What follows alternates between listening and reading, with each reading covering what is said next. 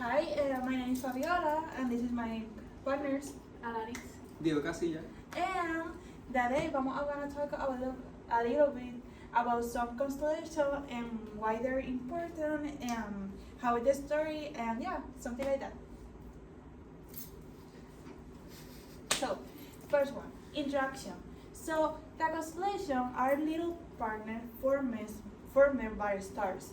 The whole thing is like we think some constellations are like lined or have like a little line that unite them, but actually no.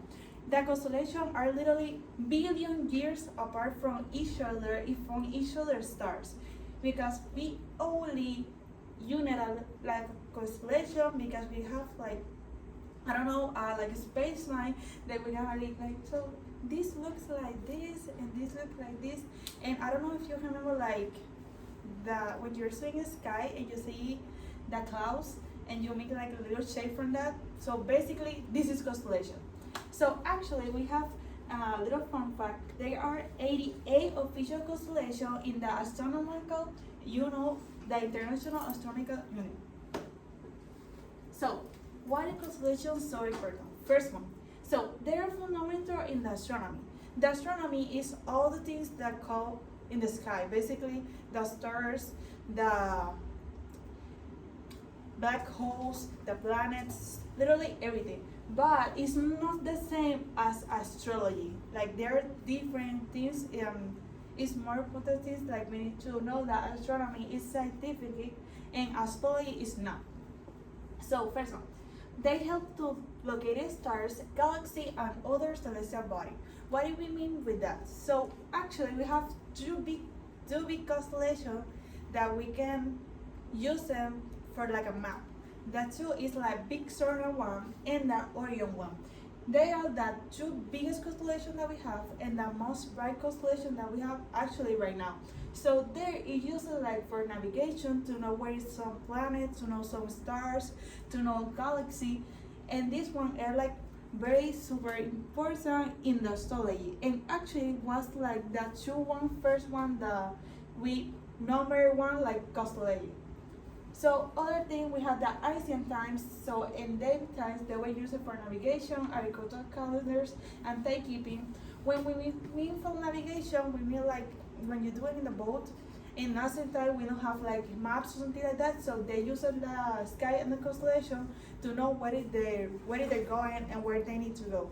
They use the two constellations super important. That is southern one and north one. Obviously, like the name say, one in the south and one in the north. So they use them for like a little map to know what is going, what is something like that. But they usually use those two constellations. Maybe they use more, but the more important one was just two. So we had the agricultural calendars. They use the constellation to know what is going to sembrar. I don't remember how to say it in English. So they use them for like sembrar and use the constellation to know what is the time the weather is gonna be good. The constellation basically tell them that what is the moment for it to grow something. So in timekeeping, they use the constellation to know what is the time and what is gonna be late, something like that. Something like the Mayans and Chinese. The other one is what they are deeply rooted with the mythology and the culture of many civilizations. Most people use the constellation to give like a name of something or give like a story for something. Example, the mythology, example, the Orion one, they just like, we have a constellation named Orion, like I said before, and Orion is a Greek in mythology. And also Orion, the constellation, is deeply connected with the Osiris and Osiris god in Egyptian story. Also, they feel like Zeus have put a star, something like that, in the galaxy. That what is not true, but yeah, they tell that. So, the Israel constellation, we have first one, the Babylonians, 3000 before Christ. So they created the first star map that we have actually right now. They use constellation for predict the weather and seasons. First one, the first stars map. This one is the actually one first map like very predict and very exactly. Right now, it's one of the best maps of constellation that we have actually right now. And also, the Babylonians make the first ones to add this same calendar because they divided any constellation in like different maps in different areas. So, and predict the weather season, like I said before, they use them to know what is the time like to sembrar and what is the time to make food for them, actually. So we have we had the Egyptians that did 50,000 before Christ. So this one is associated with a constellation with the gods. Like I said before, with cities linking to Orion and just the constellation in the calendar of rising stars. First one. So they give like a meaning for the constellation and unite the civilization with their story and the constellation to make one thing. An example, like Osiris, they have like many gods in the Egyptian story, but this one is linked to Orion and say like it's some god that help like constellation or something like that. I really don't know because I'm not Egyptian, but they would say. So in the rising of Sirius, they use this is first one. The rising of Sirius is the moment that the brightest stars illuminated. So they use this maybe signal, like they say, to the rise of the Nile River. So they use the rising of the Nile River to make the agriculture and use them to like grow something, grow some pet, maybe the moment to like eat things like to kill animals, something like that, because they see this rising Cyrus like a new world, like a new chapters. So we have the Greeks, 3,000 before Christ. So then develop the mythology story. So basically, they just like every mythology story to explain every constellation they can do. Because like we know before, the race are like some people like to lie something and lie about it. So in this case, they use this to lie about the mythology stories. So and Ptolemy is like a very important person in the astrology because this one the first person, the first Greek that documented like we have 84 constellations in the universe. So but the more important is like all this constellation is not happening right now because in the moment like maybe he was not right, but it was very important because what the first person to say like we have 84 constellations in the map. And for other one we had the Chinese and the Mayans. So they one use the constellation to predict everything that we have, like example the eclipses and the agricultural calendars. Like we said before, the Mayans and the Chinese, especially the Mayans are like very intelligent people, and they use like this single constellation, universe, stars, and sun, everything they have to predict something. And the eclipse, actually, we still use this method of the Mayans. And in the Chinese, create the piece of agricultural calendars. They use like calendars to give like what is the moment to sembrar, what is the moment to eat something, and do everything based on their calendars. Also, the Chinese create like the New Year calendars where they say that people is something like that in the New Year's.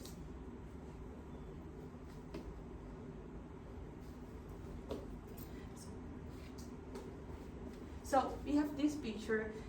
It's like a little blurred, but in this picture you can see every constellation that we have actually right now. In the board you can see all this is like the zodiac signs constellation, and in the middle the northern southern constellation, and in the even in the like in the middle or something like that we can see the mother constellations. So the classification of different constellations. First one, and the more I don't know.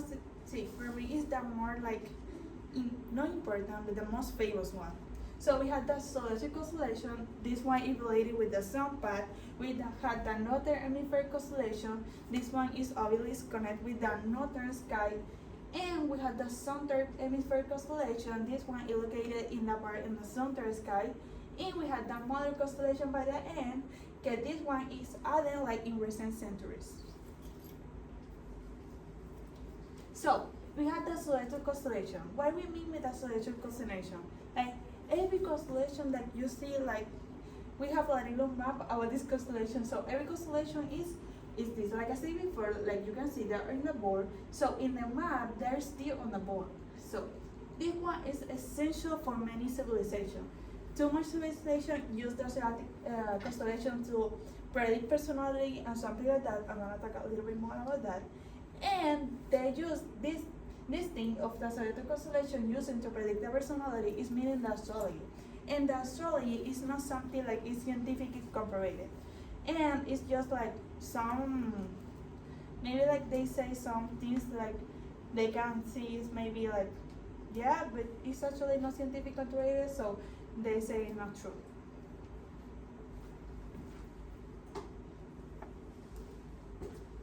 So we have zodiac constellation. So, like I said before, astrology is head to the position of the sun and the moon and the time that you're born influence in the personality of the person. And astrology claims that the sunrise represents the core identity, the moon represents the emotion, and for the end, the rising sign influence the outward behavior. So many people say this is true, but many people say it's not. Some people say, majority of people say it's not true.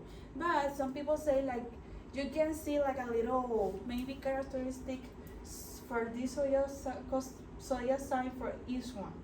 And we have many people identify with this, but many people not because it's not scientifically proven. So we're gonna see what is the different constellation about them and the most like important characteristics about them. So we have the fire signs, we have the Aries, Leo, Sagittarius.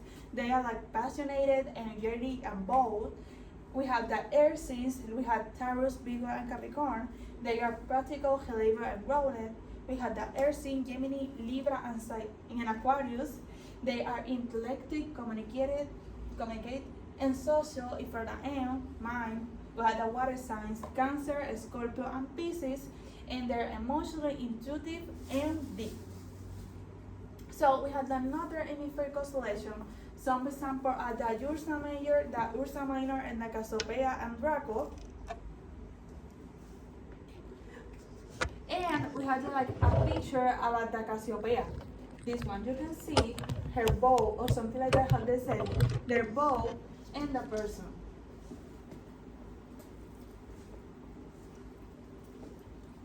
Some examples are the Southern Cross, the center is the Carina, this one is the center, and this one is the Carina. You can see the lines that connect these constellations, for example. And for the mother constellation, and for the M, this one is the mother constellation, and we have the microscopium, the telescopium, and the lens. And this is a sample of the lens. So I'm going to be talking about the relationship with mythology. Many constellations have story about gods, and they're connected to gods and heroes, and like they have stories behind them. They are ancient beliefs and legends that were made up by people to describe the constellation. These patterns at night provide insight on how ancient cultures used to look at the universe and how they would try to understand it. The Orion. The Orion, it represents a hunter in Greek mythology. You can see it from the 3 stars that connect on his belt. You can see it, it's visible in every part of the world, and it also was identified in 32,000 years ago. It covers 594 square degrees of the sky. Okay, so the story behind it talks about Osiris. Osiris was the god of the afterlife and agriculture. He was thought of the god from the afterlife because he supposedly died and then came back to life. So he represents eternal life. The Egyptian people saw the Orion constellation as a representation of Osiris because it looks like a guiding soul in their he guides souls in their journey to the afterlife. He also shows the cycle of life and death. Osiris, he was also said to be the lord of the underworld, and he plays a crucial part in the Egyptian mythology, where the king becomes Osiris upon death. So the alignment with the pyramid. So supposedly the middle star of the Orion belt was aligned with the three pyramids of three pyramids of Giza, with was believed to it was believed to facilitate the pharaoh's way up. So when they die, it was supposedly easier for them to go to the afterlife. Sirius was Osiris. No, is a star, but it talks about Osiris' wife. The star Sirius was associated with Isis, which was his wife. Just before the annual flooding, the star was seen, and this event is crucial for the agriculture of the agriculture, and symbolizes renewal and life. It represents rebirth like Osiris does, and is believed to be the rising, reuniting Osiris and his wife after death. So whenever it rises, it does the annual flooding, and supposedly they're meeting again in the afterlife.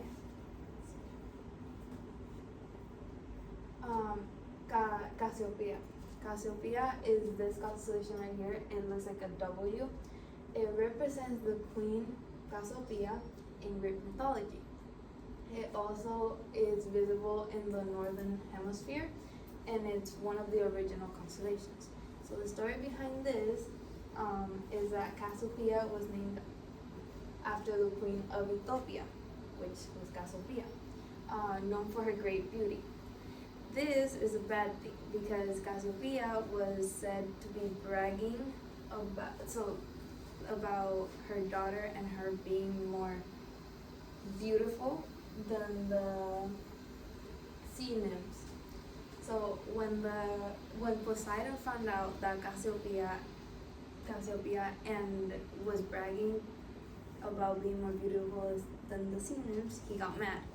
So he sent a sea monster to Ethiopia.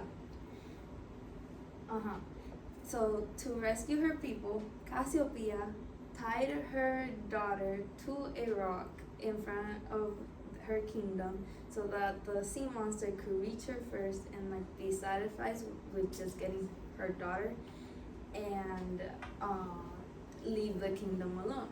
So this brought great war because she chained her daughter to a rock to let her die from her own bragging. So yeah.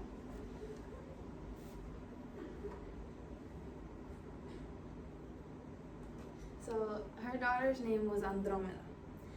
Andromeda, as you know, was sacrificed, except she didn't die that day. She was rescued by what's his name? Perseus. Perseus was flying apparently with Medusa's head in hand. He saw a beautiful woman get chained to a rock and a sea monster coming towards her. So he stopped and to rescue her. This is where the story takes two different routes.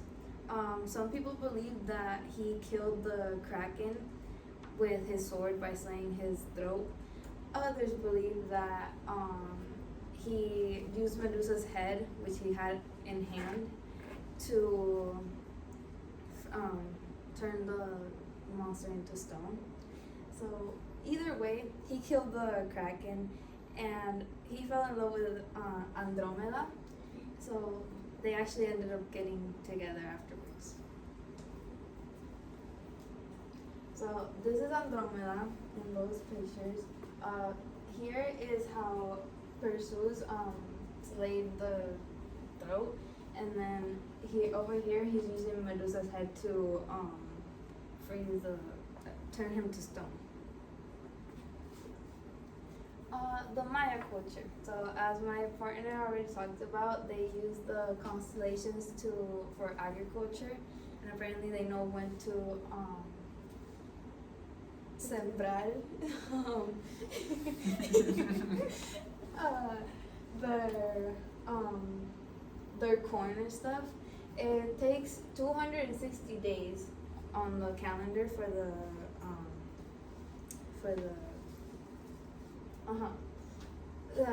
for the harvest. So they use it for agriculture and the passage of the sun.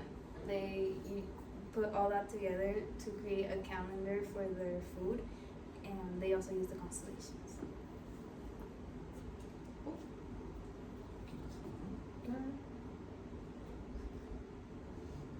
So the Southern Cross. The Southern Cross is another constellation.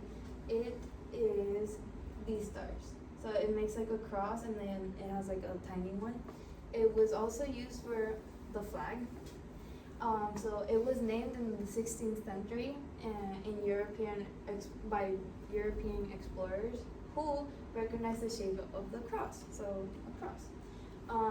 The cross Australians forms part of the Australian national flag, this is the flag. And the flag is considered Australia's oldest symbol because it's come from a constellation. Sailors and have relied on the Southern Cross to help in navigations on their boats. So I don't know if you recall the movie Moana, but they use like their finger to know where the star is, and so they know where they're going at night.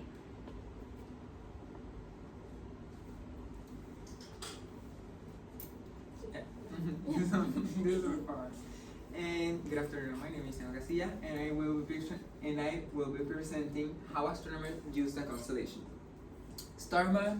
The first use of the constellation is the star maps are based on constellation. The constellation is not also to a beautiful things in the space. No, he has the function of. No, he has a function. He has a function. The telescope uses coordinates linking to them.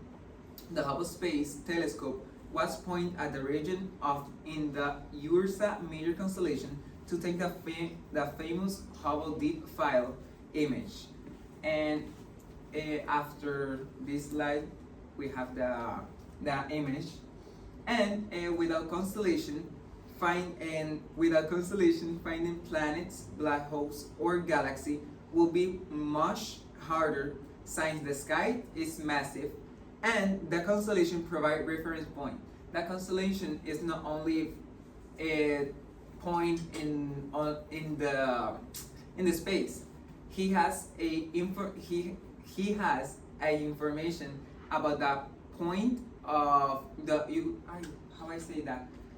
reference point in the planet. It's not only star in the space. Now this is the Hubble telescope in the space of your illustration, and let me explain about this, the evolution of the galaxy. In the beginning of the evolution of the galaxy is in the Big Bang. After that, and this the afterglow like pattern, something like that. And then the recombination of the magma and the Big Bang and the energy of the Big Bang explode, the dark age, the first stars, first galaxy development, and the galaxy cluster. The galaxy cluster is like the galaxy. It's let me explain. The Hubble telescope. The ay Dios mío, distancia. The distance of the telescope of the Hubble telescope is in that space in the galaxy cluster. Now this is a short video about the microscope tamaño, size and the large size of the universe. Hay 3 minutos. Lo voy a poner en puerto.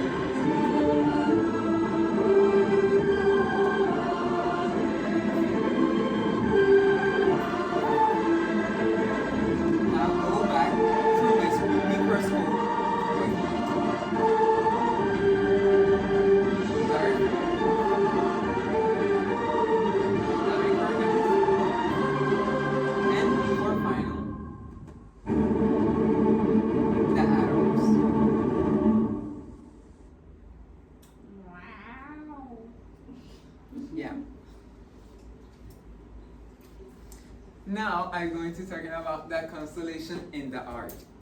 Many myths and legends are inspired by constellation. In this case, Vincent van Gogh, the famous painting Starry Night was inspired by the night sky. Okay, the painting of Vincent van Gogh is not only for the stars and in the star. No, it's like the wave and the forms and the style of the painting of Vincent van Gogh, and he painted the paint, painted the paint like the waveforms, and this is that is the famous. And some researchers believe that painting reconnaissance constellation. Navigation and constellation. How my partner Fabiola said the Polaris North Wave is part of the Ursa Minor and has helped sailors for centuries. Then the Southern Cross or Crux is used in the southern hemisphere for navigation. It's not the same stars. A fun fact: the Polaris North Star, it's the name. Lo conocemos por la estrella de Belén. Before GPS, pilots also used constellation to find their way.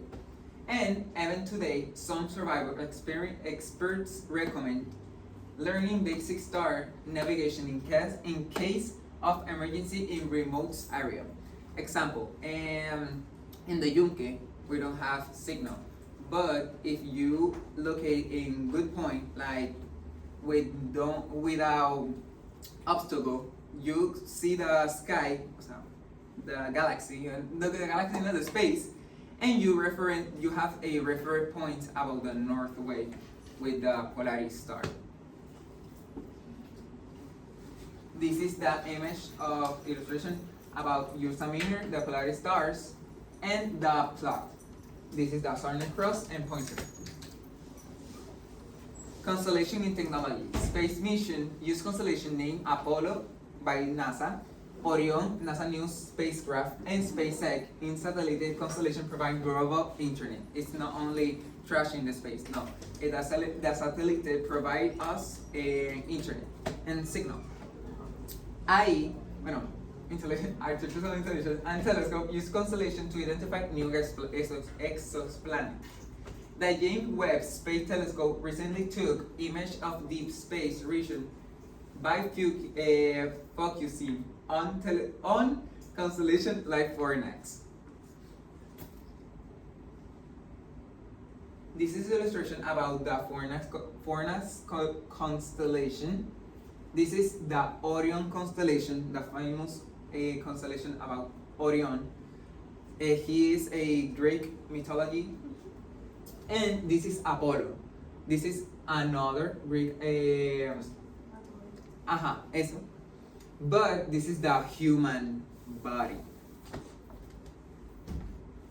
Fun fact about constellation: that Big Dipper is not a constellation; it's part of the USA Minor.